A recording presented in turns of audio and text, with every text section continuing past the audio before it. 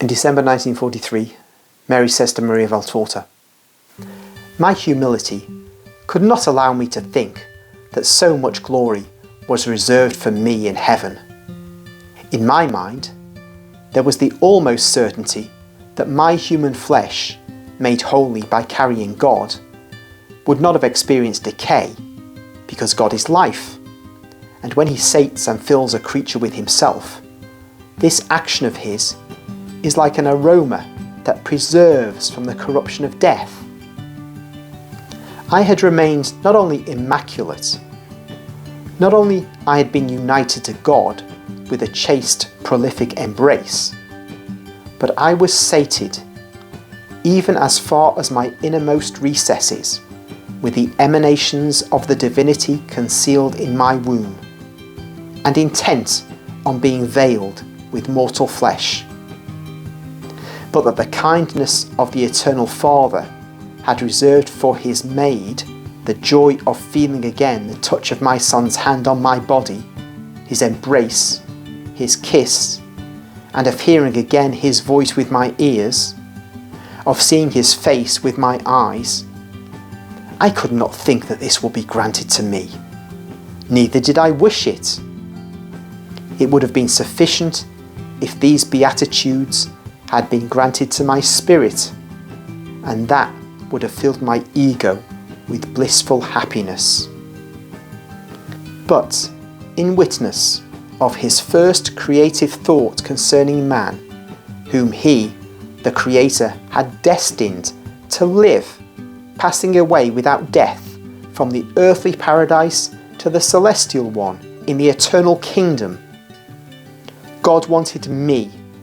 the Immaculate, in heaven in body and soul, as soon as my earthly life ended. I am the certain witness of what God had thought and wanted for man. An innocent life and, unaware of sin, a placid passage from this life to eternal life, whereby like one who passes over the threshold of a house to enter a palace, man, with his complete being made of a material body and a spiritual soul, would pass from the earth to paradise, increasing the perfection of his ego, given to him by God, with the complete perfection both of the body and of the spirit, which was in the divine mind destined to every creature who had remained faithful to God and to grace. Man would have reached this perfection in the full light that is in heaven and fills it, coming from God, the eternal Son,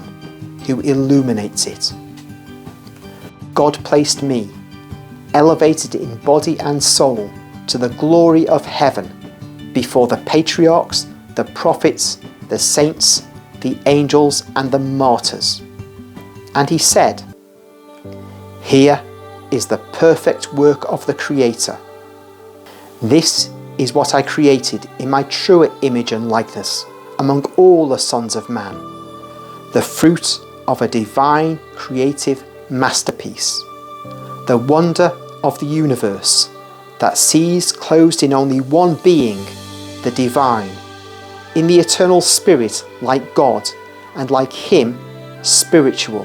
intelligent, free, holy, and the material creature in the most holy and innocent body,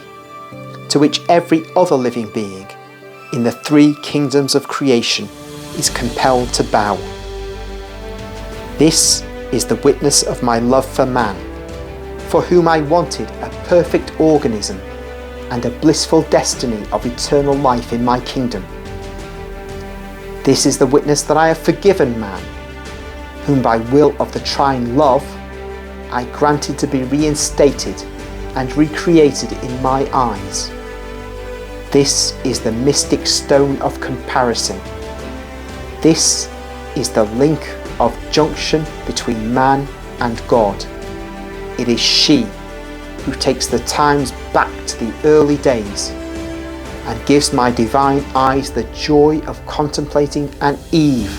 as I had created her, and now made even more beautiful and holy,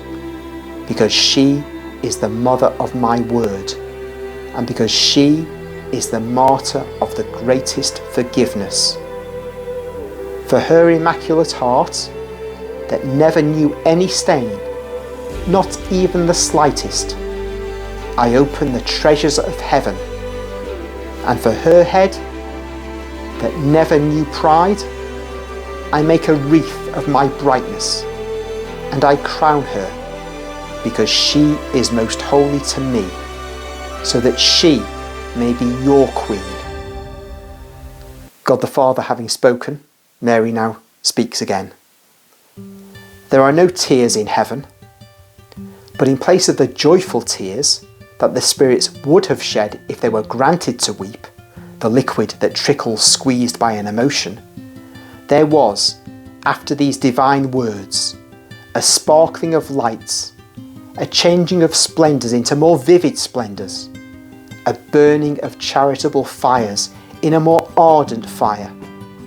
an unsurpassable and indescribable playing of celestial harmonies, which were joined by the voice of my Son in praise of God the Father and of his maid, for ever blissful.